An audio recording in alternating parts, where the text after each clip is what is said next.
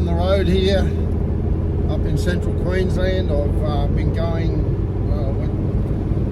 8 hours last night, and then pulled up, jumped in the swag for about 4 or 5 hours,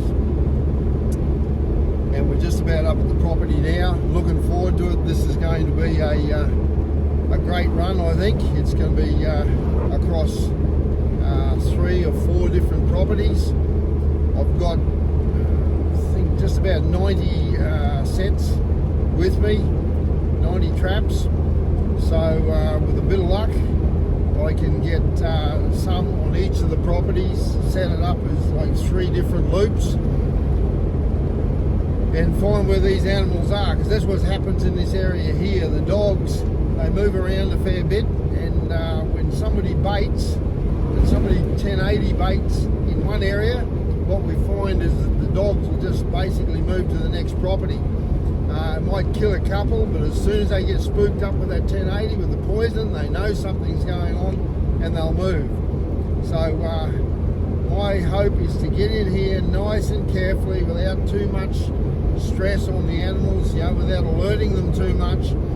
Let's get them interested and try and bring them into what we're doing, tempt them in, and I think once I get them into step where they're actually starting to fall, we could get, well, I'm hoping here that we get 15 to 20 dogs in this run. Let's see if my predictions are good. We've got 15 days, 14 or 15 days all told, and I think I should be able to do the 20 dogs, possibly a bit more if things go our way. So let's just roll into it. Righto, we'll roll down here to the yards. This is where we camped last time we were here. And for me, this is the way to do it. Get out there, throw your swag out, put a tarp up, just keep nice and quiet, but get in the country where you can hear them howling, get away from the people and everything, and get to a point where you can sort of get in touch with the dogs. And this is the place. I've decided to set up actually in one of the cattle yards here, simply because of these guys over here. Last time I was here, they just kept coming into camp and wrecking things, so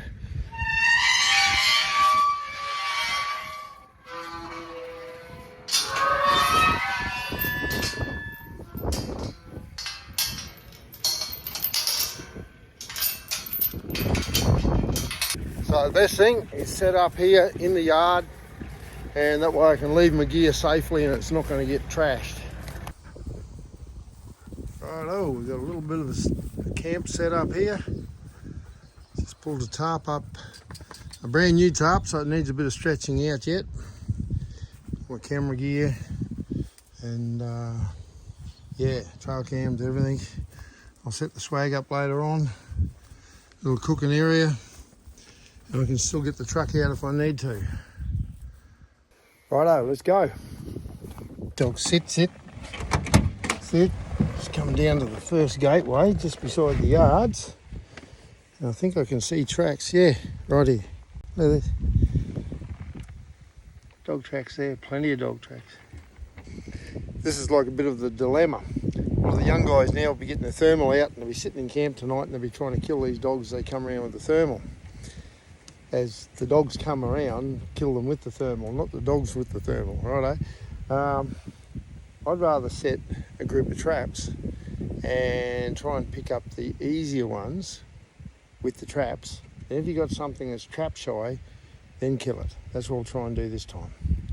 Anyway, this is a good start right here. So I think I'll put a squeaker here, and we've learnt from last time that the squeakers, you can get them to come straight in on it for a start.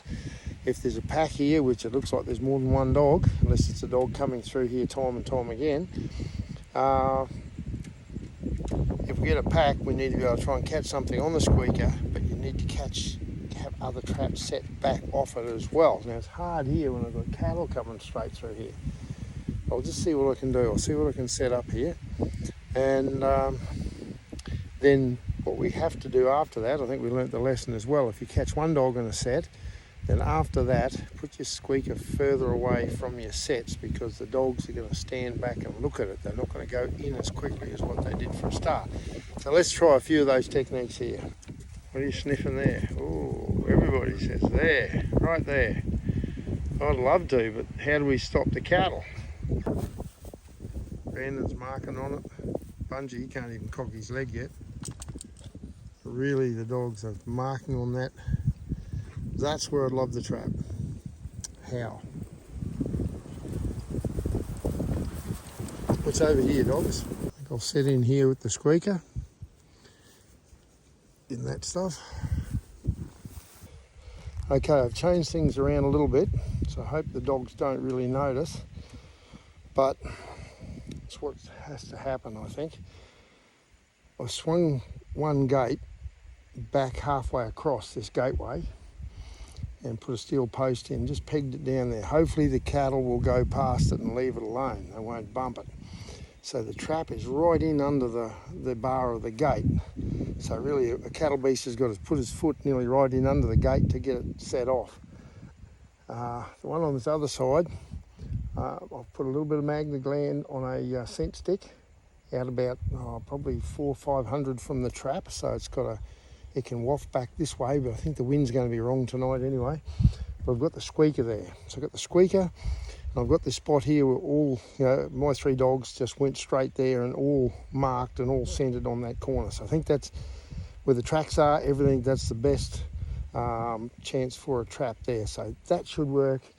And if something's stooging around, there's one caught and there's another one circling around, well then there's a good chance it'll come over here where the squeaker is and we might get a second one there. So I've got the trail camera up here. It can record things, hopefully.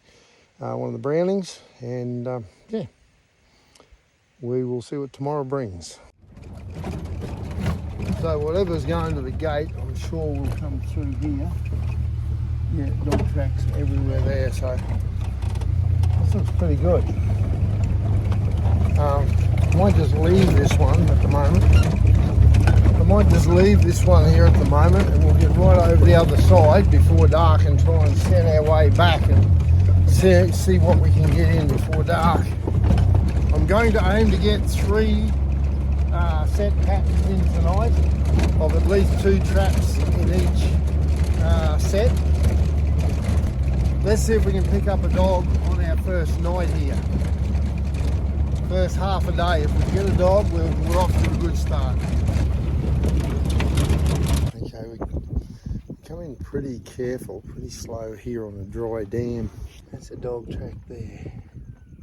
Cattle have beaten most of it away, but there's another one there, another track there. Okay, so coming around this corner, how do I catch them here without getting cattle wrecking it? Now we've just driven on to a classic situation here, why landowners hate feral animals. Get the stud Brahman bull here. He's a nice bull. What he's worth, anybody's guess. He's in with these good commercial line of breeding cows. And along comes old doofus here, the clean skin bull out of the national park. This guy here has come and taken over.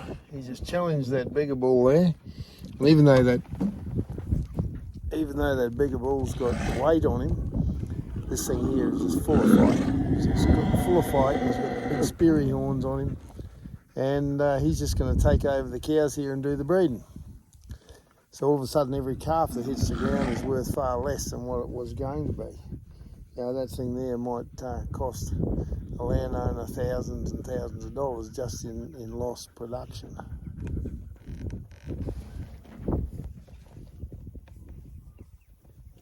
Never seen a human, I reckon. He doesn't know what we are. Hook up. Hook up. Hook up.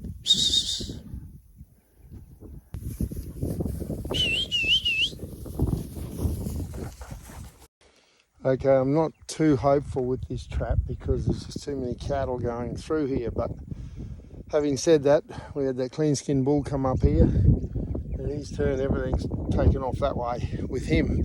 So maybe they'll leave it alone tonight. So what I've done, I've just put a rail in. Here's a tree guard.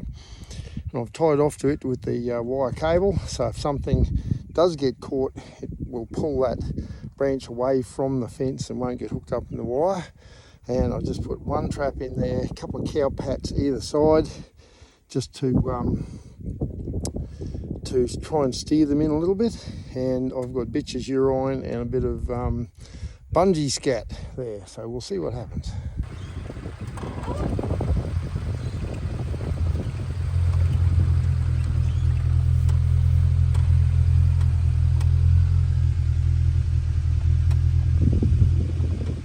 We're back down to one of my favourite spots, the rocky gully. This is a real spring hole here. It's always got water in it, even though it dries way back. There's always water here, and there's always dogs. And even with water everywhere now, I still think that the dogs will be coming through here. So I'm just going to have a bit of a look. What's saying, Miss Busybody? Sit there, Busybody.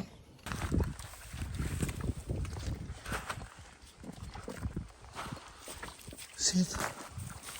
Give me a chance first. I don't see any, but that doesn't mean much, because you see the dogs have just walked over here now and they've hardly left the track. So we'll put something here.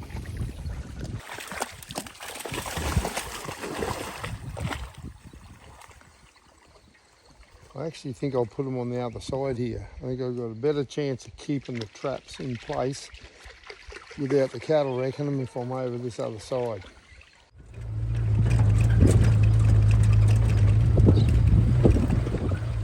That's two quite good sets there. I'll just go on and turn around and come back here so I can look and see how everything appears. And if cattle leave it alone, we've got a good chance here. I've put the reconics up on the left-hand tree. I've got one trap tucked in around behind this group of trees in front of me to the left, behind this big rock. And then one out on the right-hand side here with the squeaker. So let's get to another spot and we might call it quits for today. That's 1, 2, 3, 4, 5 we've got in. I'll try and put another 2 in, and that'll be a good start for our first day, a day of arrival. Okay, it's 5 o'clock and I feel like I drove all night last night. Basically did, except for 4 hours. Right, that's 7 traps in. I'll head back this way. I'll head back right up around the valley, and if I see something that looks red hot, I'll put another trap or 2 traps in. But that's 3 lots, 3 set patterns of 2 and 1 of 1. 2 squeakers out, 2 cameras out. We haven't done too bad for the afternoon. I've just put one either side of this gateway. Now the cattle will probably wreck it, but I put the dogs out here and they sniffed at the gate post and they went and identified 2 piles of old dingo scat. So it looks like it's a good pass-through spot. So one either side, and maybe the cattle will wreck it, but we might get lucky. I ran into a nice young bloke the other day, Tony Seng from Kingaroy. He's doing a bit around there and helping out landowners. Great work, good stuff. And we got, Justin up here. He's doing good stuff. Emily and family down there in New England. A lot of good people that have run into us recently. A couple of guys have come up to us when I've been in the street and commented on the channel, and it's all good. So, right, that's enough. I'm heading back to get a feed and get a sleep. See you in the morning. Okay. I've quickly put another trap there. A little bit of a branch up there as a cattle guard. Camera in the background. And we'll see if something comes out of up here behind me. Comes down tonight. Even if there's a pack and we've got 1 dog, we'll set up better tomorrow. Yep, I'm heading home. What do you reckon, dogs? Time to go home? Time to go back to camp, dogs? What do you reckon, hey? Righto. I've come in, had a shower, got the Toyota ticking away to charge the batteries. I'm just about to start cooking up some venison schnitzels.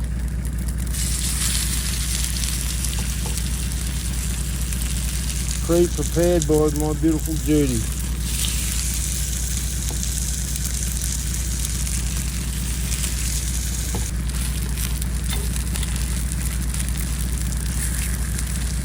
A little bit of olive oil in there, and that is a big 4-5, 10-year-old 4-5 stag.